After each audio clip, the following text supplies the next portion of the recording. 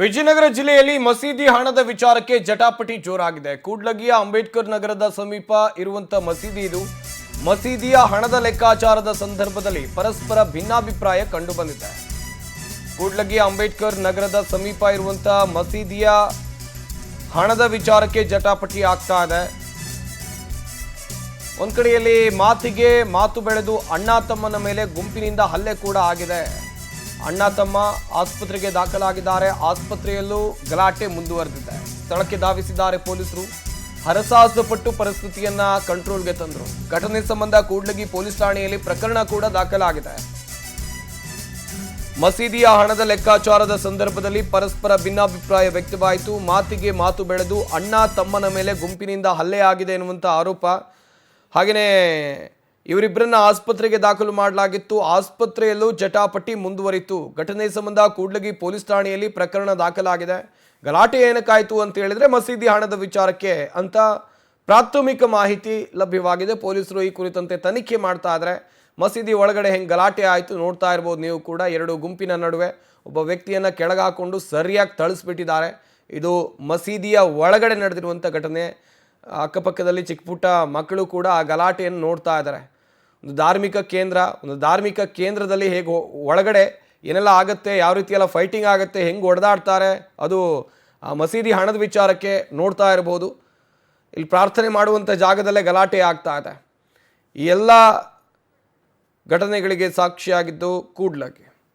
ಮಾಹಿತಿ ಕೊಡ್ತಾರೆ ನಮ್ಮ ಪ್ರತಿನಿಧಿ ವೀರೇಶ್. ದೂರವಾಣಿ ಸಂಪರ್ಕದಲ್ಲಿ ಜಾಯ್ನ್ ಆಗ್ತಾ ಇದ್ದಾರೆ. ವೀರೇಶ್, ಹಣದ ವಿಚಾರಕ್ಕೆ, ಮಸೀದಿ ಹಣದ ವಿಚಾರಕ್ಕೆ ಗಲಾಟೆ ಆಗಿದೆ ಅಂತ ಹೇಳಲಾಗ್ತಾ ಇದೆ. ಏನು ಹಣ, ಅಲ್ಲೇನಾದರೂ ಮೋಸ ಆಗಿತ್ತಾ ಅಥವಾ ಯಾವ ಎರಡು ಗುಂಪುಗಳ ನಡುವೆ ಗಲಾಟೆ ಆಗಿರೋದು?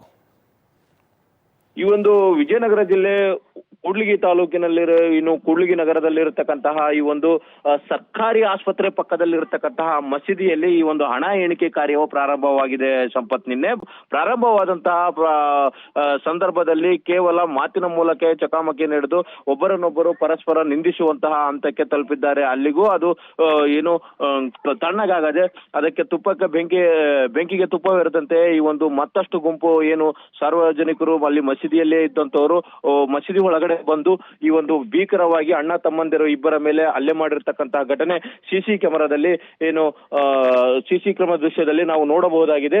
ಈ ದೃಶ್ಯಾವಳಿಯನ್ನು ಗಮನಿಸಿದಾಗ ಈ ಒಂದು ಈಗಾಗಲೇ ಕೆಲ ಪಟ್ಟಭದ್ರ ಹಿತಾಸಕ್ತಿಯ ವ್ಯಕ್ತಿಗಳು ಈ ಒಂದು ಮಸೀದಿಯಲ್ಲಿರ್ತಕ್ಕಂತಹ ಹಣವನ್ನು ತಮ್ಮ ಸ್ವ ಹಿತಕ್ಕಾಗಿ ಬಳಸಿಕೊಂಡು ಸಂಪೂರ್ಣವಾಗಿ ಅಭಿವೃದ್ಧಿ ವಿಚಾರದಲ್ಲಿ ಮೋಸವೆಸಗುತ್ತಾರೆ ಎನ್ನುತ್ತಕ್ಕಂಥದ್ದು ಈ ಒಂದು ಅಣ್ಣ ತಮ್ಮ ಯೂನಸ್ ಮತ್ತು ಅಬ್ದುಲ್ ಅವರ ಆರೋಪವಾಗಿರುತ್ತದೆ.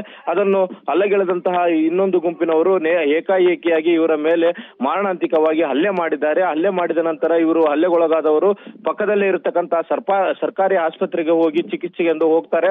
ಆದ್ರೂ ಈ ಒಂದು ದುರುಳರು ಸುಮಾರು 14 ಜನ ಸೇರಿಕೊಂಡು ಅವರ ಮೇಲೆ ಮತ್ತೆ ಆಸ್ಪತ್ರೆಯಲ್ಲೂ ಸಹ ಹಲ್ಲೆ ಮಾಡಲು ಪ್ರಯತ್ನಿಸ್ತಾರೆ. ಈ ಸಂದರ್ಭದಲ್ಲಿ ಅಲ್ಲಿ ಸ್ಥಳೀಯವಾಗಿದ್ದಂತಹ ಸಾರ್ವಜನಿಕರು ಪೊಲೀಸರಿಗೆ ಮಾಹಿತಿ ನೀಡಿದ ಹಿನ್ನೆಲೆಯಲ್ಲಿ ಸ್ಥಳಕ್ಕೆ ಧಾವಿಸಿದಂತಹ ಈ ಒಂದು ಪೊಲೀಸರು ಕೂಡಲೇ ಈ 14 ಜನರನ್ನು ಬಂಧಿಸಿ ಅವರ ವಿರುದ್ಧ FIR ದಾಖಲಿಸಿದ್ದಾರೆ. ಅದೇ ರೀತಿಯಾಗಿ ಈ ಒಂದು ಇಬ್ಬರು ಅಣ್ಣ ತಮ್ಮಂದಿರು ಸೂಕ್ತ ಚಿಕಿತ್ಸೆಯನ್ನು ತೆಗೆದುಕೊಳ್ಳತಕ್ಕಂತಹ ಕೆಲಸವನ್ನು ಮಾಡ್ತಿದ್ದಾರೆ.